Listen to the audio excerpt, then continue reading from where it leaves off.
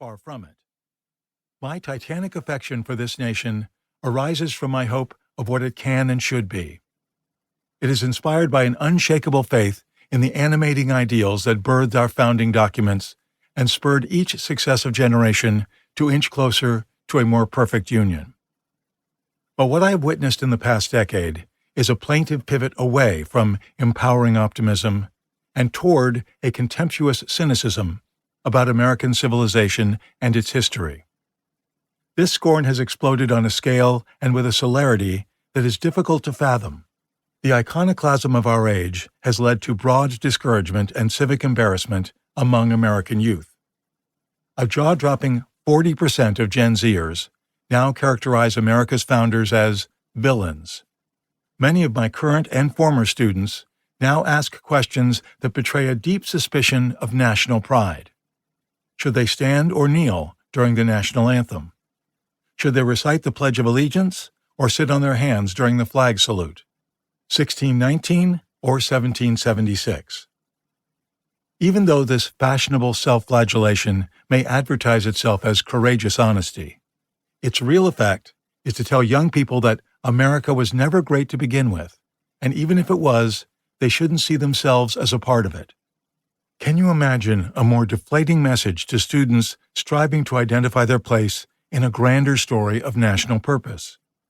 It's no coincidence that this fever of contempt for Americans from the past has emerged in an era of powerful personal and political misery. A slew of recent reporting tells the dispiriting tale of young Americans finding it difficult to have fun, maintain mental health or be happy, pursue a career or higher education, form friendships, pursue passions, or seek romance. In the past decade alone, the number of American teenagers who agree with statements such as, "I do not enjoy life," and "My life is not useful," has roughly doubled. A quarter of 18 to 24-year-olds have seriously considered suicide. It is no surprise that cynicism has surged in the classroom. My students often describe themselves as helplessly overwhelmed, feeling as though they have no agency or ability to shape their own destinies.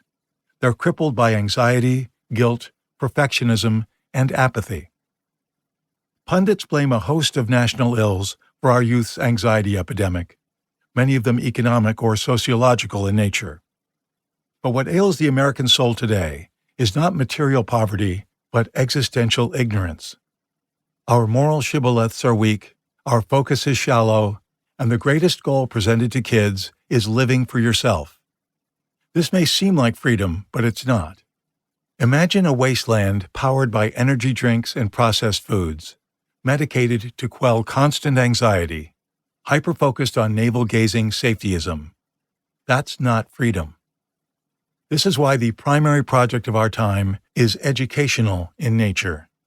Americans want answers, but keep looking in all the wrong places.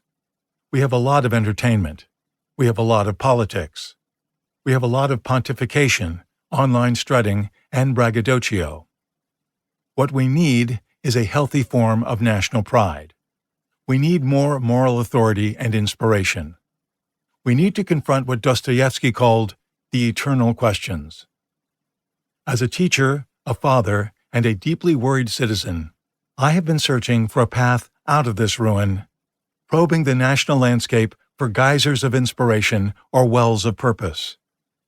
How can modern citizens recover hope in America and in themselves? How do they absorb the life lessons of the best American men and women who have ever lived? How do we apply these lessons in such a way that we can live better and more joyful lives?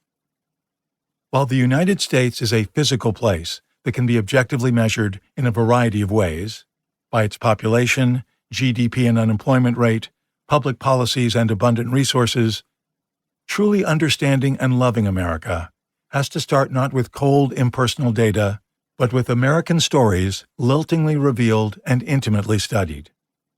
People connect with stories because they connect with people. And not just any people, but our people, our American brethren.